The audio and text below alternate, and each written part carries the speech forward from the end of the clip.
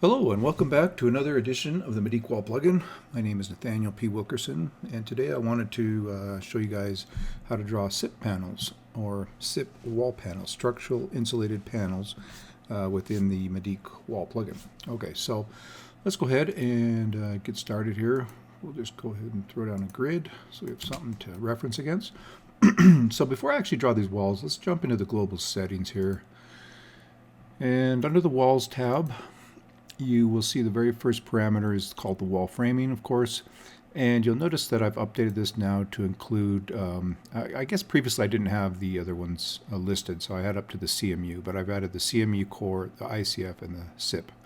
So yeah, you can set your default behavior here in the global settings if you like.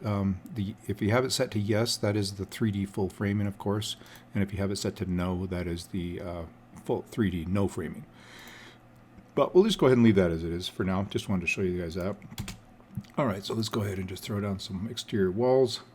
And of course, you can always set your wall framing right here while you're framing the walls. You have all those options there as well.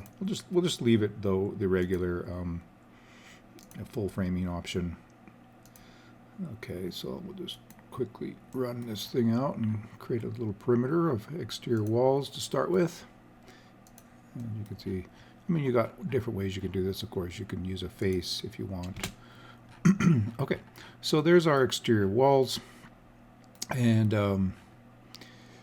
yeah, so let's go ahead and just add a few windows and doors real quick, just so we have something interesting to work with here. I don't know, I'm just going to add a couple things in here to spice things up a little bit. Maybe just a regular man door. I'm not really paying attention to where I'm placing anything, of course. Okay, so there we go. There's just, you know, some basic exterior walls with a little bit of, you know, windows and doors added for some interest. Let's go ahead and move this door. It seems a little too close to that garage door, or that wall, sorry. Okay, so there we go. There's our exterior framed walls.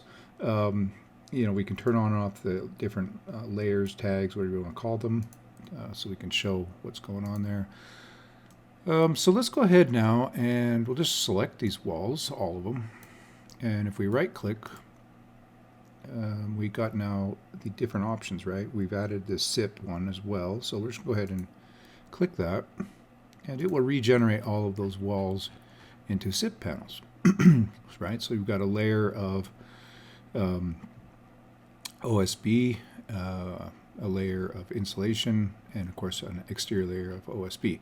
So as you can see, we've got now OSB sheathing on top of OSB. Probably don't need that. So what we're going to do is just very quickly here, use the copy wall tool, select one of these walls, come down here to the advanced options, click wall sheathing, and let's go ahead and turn that off. Okay, and then just hit update. And now we just go ahead and click each one of these walls, and you'll notice that it will update and remove that exterior sheeting from that particular wall. All right, hit the space bar, jumps us out of it. All right, so I think that's pretty good. So let's take a look actually at one of these walls. Let's edit the wall here with this wall assembly tool. So you're going to notice when you set the wall framing to SIP, and actually, you know, you can set it to other you know, ICF or whatever, you'll see this little sub menu pop up, right? So the SIP now has 5 extra parameters. So you got your exterior sheathing thickness, your interior sheathing thickness, of course your sheathing material, and your insulation material. And I think I put the sheathing material, I have 6 options currently set up. I may add some more, and also custom materials to this as well if requested, but I think that usually primarily covers it. There are some cement type boards, magnesium oxide and stuff that they're coming out with lately. So yeah, I may have to add some more sheathing materials to those boards. But yeah, you can change the thickness, you know, whatever you like. Let's say we go with plywood, maybe a 1/2 inch instead of 7/16. And you can see, like, for instance, this wall here now has different materials on each side. Let's turn that cladding off so we can take a look at those walls. And actually, I'm going to turn the gypsum off as well. So nothing too revolutionary here, really. Just it's actually geometrically very similar to the CMU option.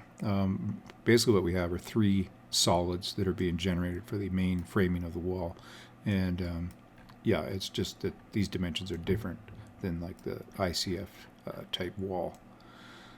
So there's that. And then just real quick, I wanted to draw a couple interior walls and kind of talk about how that works with SIP panels. Again, I'm not an expert by any means with this type of construction. I'm not real familiar with it. I don't think I've ever done a project with SIP panels. But yeah, I mean, you do interior walls pretty much the same as you would with regular framing. You just get it to the edge of framing, and the edge of framing in this case is not the insulation, but the actual OSB. And there we go. Now, first thing you'll notice, of course, is with these T intersections, it's T'ing just like, normally where you've got exterior framing here. So I'm not sure exactly how this is constructed with these SIP panels. I don't know if you tee it in like that somehow or I'm not exactly sure how you make those connections. But again, if you don't want that, it's a very quick and easy fix here. Let's go into the wall corner. Notice the start is the outside corner on the other side, and the T intersection is right here on the end. So if you don't want that projecting into the SIP panel, you can easily set the corner offset to 0, and that will terminate that very top plate with the other plate instead of projecting it into the other wall. Anyways, that's pretty much it for these. Like I said, it's not really any different than the ICF.